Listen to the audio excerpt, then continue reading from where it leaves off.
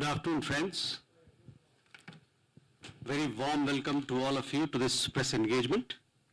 We are pleased to have with us our Foreign Secretary, Sri Vinay Quatra.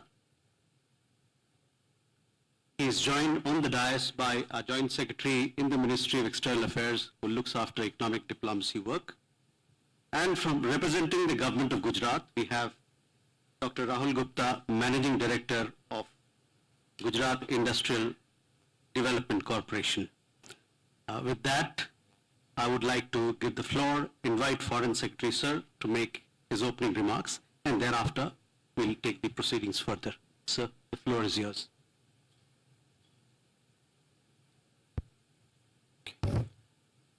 Thank you very much.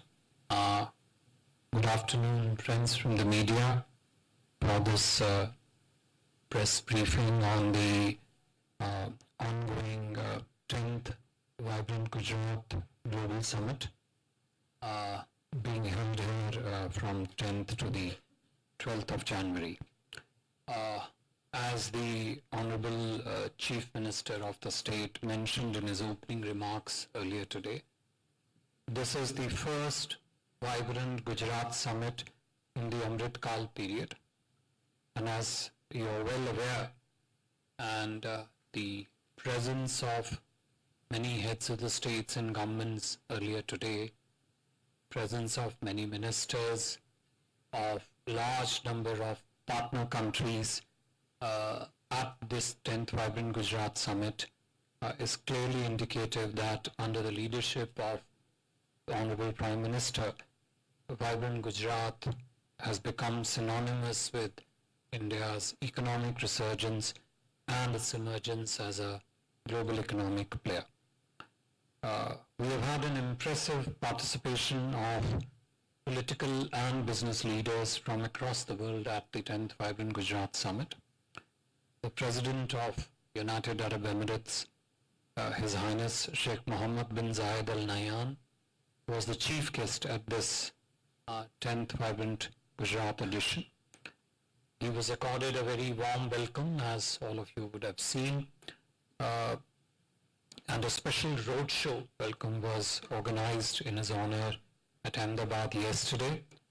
In addition, we have also had currently the President of Timor-Leste, His Excellency Dr. Jose Ramos Horta, the President of Mozambique, His Excellency Filipe Jacinto Nyusi, and the Prime Minister of the Czech Republic, also gracing 10th Vibrant Gujarat Summit. Just to flag it, this is the first ever high-level visit at the HOS-HOG level from Timor-Leste to India. Therefore, the visit of President Horta is of special importance to all of us, in particular his participation at the Vibrant Gujarat Summit. The four world leaders joined Honorable Prime Minister Shri Narendra Modi ji, as you all saw, for the summit inauguration this morning. Each of the leaders also held bilateral meetings with the Prime Minister, and in these discussions, the issues of bilateral and regional importance figured in their conversation. Insofar as the UAE is concerned, after the bilateral meeting between the President of United Arab Emirates and our Prime Minister, 4 memorandum of understandings were exchanged in the presence of the two leaders yesterday evening. These are: one, MOU on investment cooperation in the healthcare sector, investment cooperation in the renewable energy sector, investment cooperation in the food park development, and an MOU on the logistics cooperation between the DP World of the UAE and the government of Gujarat, essentially aimed at further enhancing bilateral cooperation between India and the UAE in these sectors. Besides the heads of the state and government that I mentioned, we also have the Deputy Prime Minister of Vietnam, ministers from 18 countries as our distinguished guests at this summit, we have been told that 34 countries have joined this edition of Vibrant Gujarat as partner countries, and this is the highest number of partner country organizations that we have had in any Vibrant Gujarat Summit. Besides them, 16 entities have joined as partner organizations, truly making, as has been the tradition of previous Vibrant Gujarat Summits also, a global conclave of significant economic and commercial significance. Yesterday, as again you would have all seen, presidents of Mozambique and Timor-Leste joined the Honorable Prime Minister at the inaugural Vibrant Gujarat Trade Show. The leaders jointly released a commemorative coin and a postage stamp marking the 10th edition of Vibrant Gujarat. At the trade show, visiting heads of state and business delegates witnessed an array of Digital India initiative and emerging technologies as they form a significant component of rapidly growing Indian economy. The world-class products manufactured in Gujarat and other parts of India under the Make in India initiative displayed in the exhibition gave all participants and the ones who came to visit it a sense of ecosystem of India's growing manufacturing and the supply chain network capabilities. The world leaders would also be visiting the Sabarmati Ashram later this evening as part of their engagements during their stay in Gujarat. The Global Fintech Leadership Forum at Gift City is to start in a short while from now. Prime Minister would be speaking at that event, and the roundtable discussions with the CEOs of top global and domestic companies would focus on the opportunities presented by the Indian fintech sector and how Indian leadership in this domain would be leveraged across by the different stakeholders across the full range of economic development areas. President of Mozambique will also be attending a separate business event in Ahmedabad. Mozambique, as you all know, has a sizable diaspora of Gujarati descent, and the interaction would give a boost to people ties, which forms a very significant anchor of India-Mozambique relationship. The Prime Minister of the Czech Republic is accompanied by a delegation comprising of scientists and researchers. Obviously, as was clear in the discussions between the Prime Minister of the Czech Republic and the Indian Prime Minister, one of the key focus areas of bilateral cooperation has been the areas of science, research, innovation, engineering-based manufacturing capabilities across the entire range of economic cooperation. Naturally, this leads to a shared desire of both the leaders to forge knowledge partnerships, including between the universities of the two countries. The Czech Prime Minister would be visiting Jaipur as part of his visit, where also the cooperation in the health sector would be one of the areas of focus. On this occasion of the visit of the Czech Prime Minister, a joint statement on strategic partnership, again focusing on innovation and the sectors of economy that prioritize innovation, science and research, has also been issued.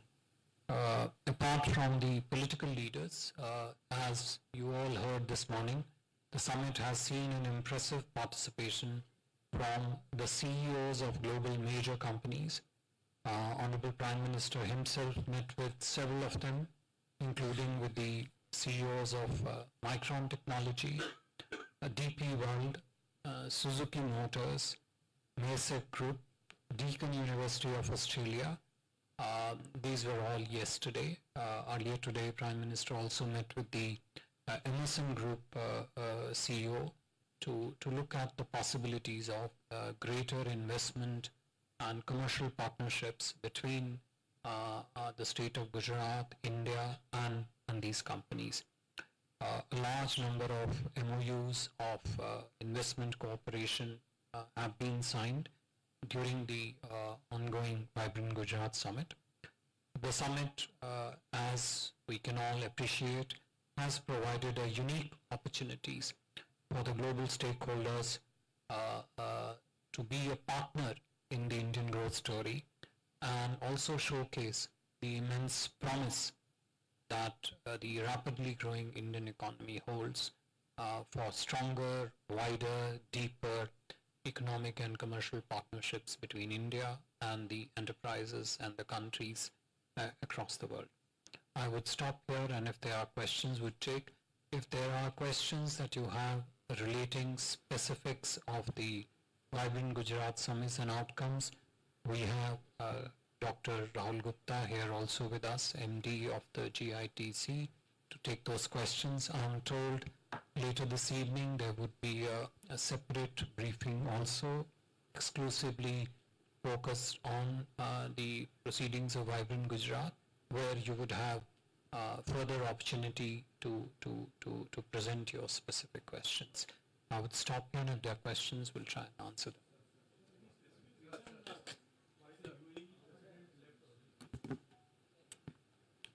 So we'll now open the floor for questions. Please identify yourself and your organization before you put your question. Also, please focus or restrict your questions only to Vibrant Gujarat engagements. Sir, I do have a question. I'm Chintan Acharya from Divya Bhaskar. I have a set of two questions. First is Mr. MBZ left the event, the inaugural session half the way. I would like to know the reason. The second question is about the Maldives controversy, the latest controversy that Mr. Prime Minister, newly elected Prime Minister, is having a pro-China alignment. So after this controversy, what is the diplomatic fallout or the diplomatic concern of India? And I would also like to know about his statement of India to revoke the armies from the island country. So what was India's reaction on that issue also? Thank you. So let me make it very clear. Please restrict your questions to Vibrant Gujarat engagements. If there are other questions, then I, of course, would be more than happy to address them when I deal with them in our weekly presser in Delhi. So with that, we have a question from you regarding UAE President. We now go to here, we go to Meghna. So Meghna Dev from Daily News. So I have a question on the Prime Minister's engagements that have happened over yesterday and today. Was the situation in the Red Sea discussed, and was sea piracy also discussed in terms of, did it come up in the talks? Please focus your questions on Vibrant Gujarat engagements. Huh? Okay, so we have a question there. Hello. Please. I'm Aparna. I'm from All India Radio News. Just wanted to know about the recent MOUs that were signed yesterday between India and UAE. Can you please elaborate on that? Okay. Any more question here, please? Sir, what is the status of Russia as a partner country? Are they still on board, or have they not come on board? Could you clarify on this? Any more questions? We have a question there. Just to continue, Ksenia RT, just to continue on Russia. Russia is one of the biggest investment partners of Gujarat, actually. So if Mr. Gupta also could elaborate on that and confirm maybe and brief us on probably the size, give a rough figure on investment, because we know that the Nayara deal was one of the biggest FDIs in India. So if you could brief us on, on Russia's investment in Gujarat particularly. We have a question there. Yes, please. Sir मेरा नाम हिरेन राजगुरु है, मैं ABP news network से हूँ। Sir मैं ये जानना चाहता हूँ कि आपने बताया यूएई और भारत के बीच में एमओयू हुए, कितनी रकम के ये एमओयू हुए हैं, क्या इसमें गुजरात के अंदर निवेश आएगा या भारत के अन्य राज्यों में निवेश आएगा? Okay. So, Meghna Dey from DD News. I have an additional question.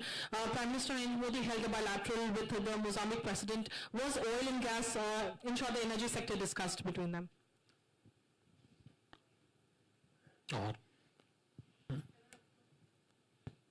So you have a question there? Yes. Okay.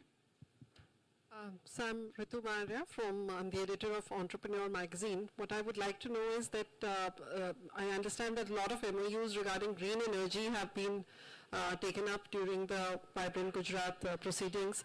When do we see these manifesting? I mean, how soon can we see these investments on the ground and we see them up and running?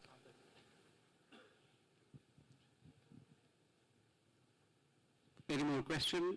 Otherwise, we'll go into answering them. You have a question there? Hello sir, Subhi Pandey, Financial Express Digital. My question is, if there is any estimate on total investment pegged in from Vibrant Gujarat? Thank you. Okay, thank you. So please. thank you very much. Let me first very quickly correct the numbers which I gave you on the number of partner countries which have highest ever number of partner companies for the partner countries for the Vibrant Gujarat. I gave the number of 34.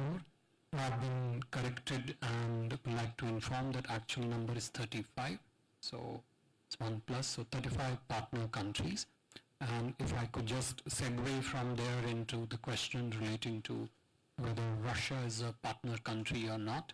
My understanding is that Russia is one of the 35 partner countries for the Vibrant Gujarat. So if there is any doubt relating to that, then that stands addressed.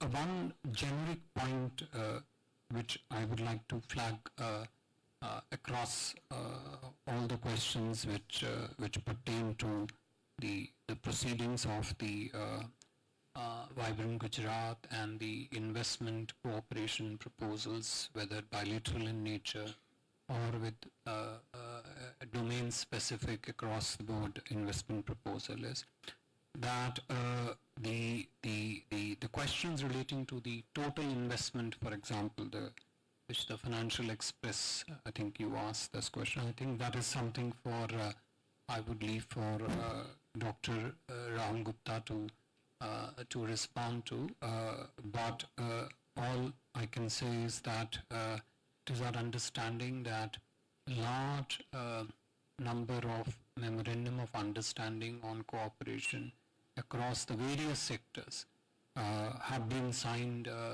during the Vibrant Gujarat, and we expect many more to be signed as the proceedings go on. With regard to the details which our colleague from Doordarshan sought with regard to MOUs on cooperation with the UAE, and I think this question was also asked by Hiren राज गुरुंग जी ने भी शायद यही प्रश्न की तरफ आपका संकेत था कि जो गुजरात के जो MOU साइन हुए हैं उनका जो उसमें जो अवसर उत्पन्न होंगे वो केवल गुजरात तक सीमित होंगे अथवा पूरे भारत में जो है उस लाभान्वित पूरा देश उनसे लाभान्वित होगा. Let me go to Meghna's specific question. So the 4 MOUs which were signed with the UAE, one relates to the investment cooperation in the innovative healthcare projects. The very title of this particular MOU will clearly signify to you that the investment cooperation in this field will expand to include all areas of health sector engagement, including in particular focusing on the innovation element of it. Investment cooperation in the renewable energy sector is again a wide-ranging MOU which covers renewable including the green hydrogen, including the solar.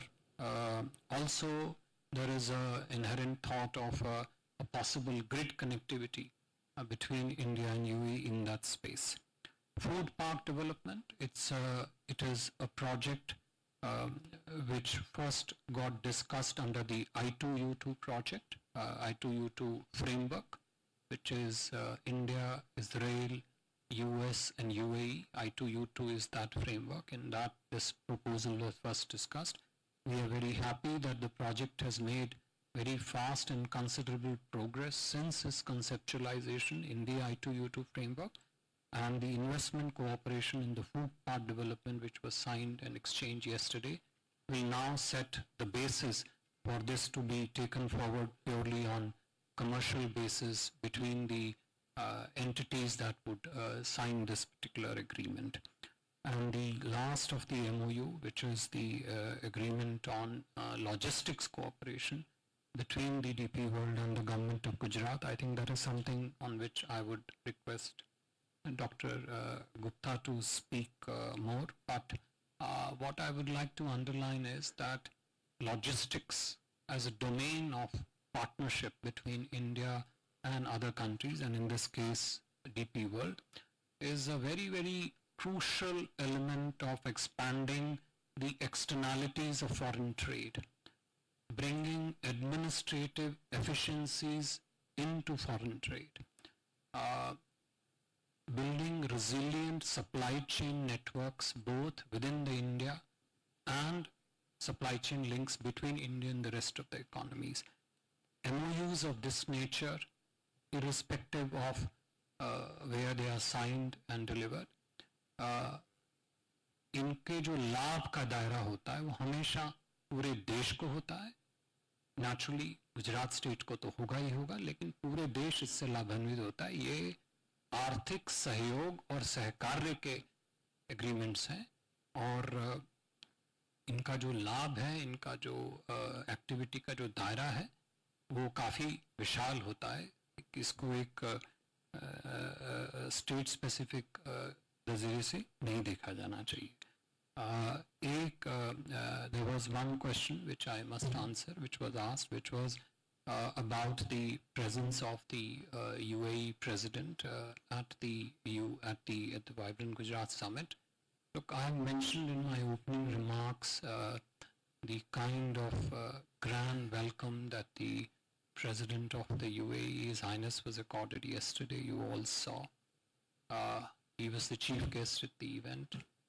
Honorable Prime Minister and him held extensive, detailed discussions on all areas of bilateral cooperation yesterday, whereafter the 4 MOUs that I highlighted were exchanged. And Honorable President spoke very warmly earlier today at the inaugural of the Vibrant Gujarat event. I think if you want to see one of the landmark transformations in a relationship between India and other country, India UAE is the prime example of that. I would appreciate and request that the frame of reference that you should look at of participation of any country in Vibrant Gujarat Summit is that of partnership, progressive partnership, engagement that benefits the relationship and the societies and the economies of the two countries. And I think we are extremely proud and privileged to have a UAE president as the chief guest of the Vibrant Gujarat event, and which, as I said, has been a very successful participation. Rahul, you want to respond to a couple of questions? I don't think it would be correct for anyone to comment on the schedules of participations of the leaders. I have mentioned to you the substantive framework of the participation of the UAE president in the Vibrant Gujarat Summit, and I think that should suffice. So there were 2 questions which were pertaining to the state of Gujarat. One was asked regarding the total investments that we expect in the run-up to the Vibrant Gujarat and during the summit, of course. So I would like to mention that we as the state of Gujarat, we have been focusing upon the quality of MOUs rather than the numbers. And this edition of Vibrant Gujarat, we have been focusing on investments in the emerging sectors, in the sectors of semiconductor, electric mobility, space-related manufacturing, the entire green hydrogen ecosystem, renewable energy. So these are some of the emerging sectors that the state government has been focusing upon for attracting investments. But I can assure you that whatever number of MOUs that we have been signing in each of the past editions, this year's edition will be the highest ever. There was another specific question pertaining to when will these green hydrogen projects fructify. So you would appreciate that the state government has been attaching a lot of importance to green hydrogen and the entire ecosystem surrounding green hydrogen. The green hydrogen has been identified as a thrust sector in the industrial policy. There is a specific land allotment policy which has been brought out by the state government. The chief minister in the inaugural session, he mentioned that of the total investments that are coming to Gujarat, at least 1/3 of them are green investments. So we expect that these investments in green hydrogen, they will fructify in the next 5 to 7 years down the line. Thank you. Just 1 minute, if we could just, I just realized that question that our colleague from Enterprise had asked about the green hydrogen particular project and the lag that is inherent in the signing of the investment projects. And by the time, look, it won't be fair to comment on a specific project and the timeline that a project takes from the signing to fruition, but it is in the very inherent nature of the green hydrogen projects that there is a certain gestation period involved in them. There is a strong technology component of green hydrogen. That technology has to get integrated into the production ecosystems and then fits into the larger ecosystem in which the green hydrogen production, its trade, its usage, both in downstream industries as also in the horizontal industry takes place. The indicative timeline that Dr. Rahul Gupta has indicated is generally there, but as I said, it's in the very nature of these green hydrogen projects. Having said that, I think one frame of reference in which to look at green hydrogen would be the intensity of the commitment of the government to focus on all energy sources and products that essentially make your economic growth green. And I think green hydrogen, our green hydrogen mission, our commitment for a production ecosystem of green hydrogen, the catalytic converters which go into the green hydrogen ecosystem, all of that put together forms very much a part of it. So yes, it has a certain timeline, as it has everywhere else in the world. It is not something which is unique or uniquely restricted to India, but a strong commitment, drive and purpose to ensure that the green hydrogen mission reaches the accomplishment that the government is targeting it for. Thank you. You have to control this. Ek minute, please. देखिए गुरुजी जी, जैसा अभी doctor Gupta ने संकेत किया कि इन MOU में सहकार्य और सहयोग की संरचना का स्वरूप है. इन एमओयूज में क्या क्वांटम है, क्या है, वो जब निवेश की प्रक्रिया आगे बढ़ेगी उसके अनुरूप जो है धरती पे उतरता है. जो ये एमओयू साइन हुए हैं ये एक सहयोग सहकार्य की संरचनात्मक एमओयू हैं, तो आप उसको उस मद्देनजर से देखें. Excuse me. Let me give you the floor and then you can ask your question. Please. I would like to ask you the question. In the last editions of Vibrant Gujarat Summit, we always seen the special focus of the government over defense manufacturing. Since you are saying that this time the focus has been shifted to the new emerging sectors, so I would not like to imply that the sector has been losing the steam, but what exactly Gujarat government is planning and the other strategies so far the defense manufacturing sector is concerned. I have seen there is a seminar, there are exhibits over there in the trade show, but what exactly the future lies in this sector? Defense-related manufacturing, it continues to be the focus area for the government of Gujarat. you very rightly mentioned that there has been seminars which have been designed around the theme of aircraft and aircraft related manufacturing and MRO operations. You would appreciate that Dholera has also been pitched as one of the major areas for attracting defense related manufacturing.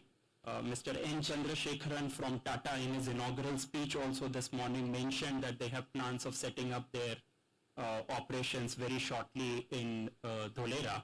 So defense related, drone related manufacturing, they continue to remain the focus area of the state government. So we'll take last two questions, one from Sahil here, ANI, and from our lady friend here, and after which we are going to close this press engagement. Good afternoon, I'm Sahil from ANI. My question is related to Tesla. There was a statement made by the Gujarat State Minister confirming the chances of Tesla coming to Gujarat. Any headway in that regard?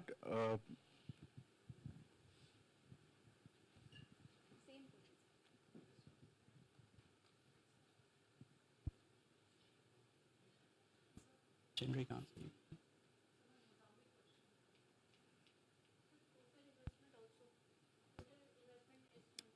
I think the total investment question has already been answered by Dr. Gupta right in the beginning, that I answered.